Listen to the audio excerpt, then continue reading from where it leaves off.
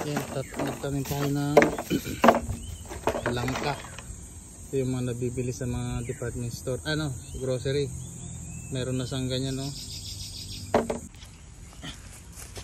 Yan guys, wala tayo yung black, tawag nila doon, black garbage talaga. Tatamnan. So ito natin ganito. Ang isturugin natin maigi, pinuin natin para maganda yung. Tapos itanim natin tong ito, langka na ito. Tapos diligan natin. Ganyan siguro ang yan.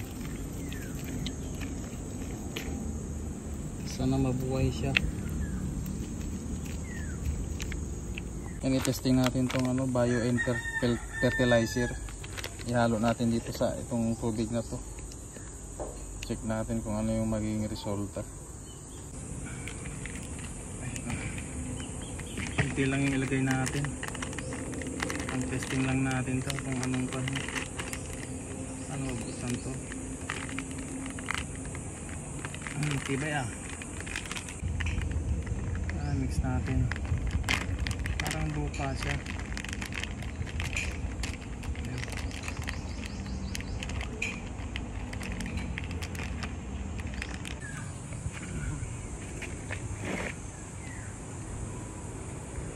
Meron na siyang ito.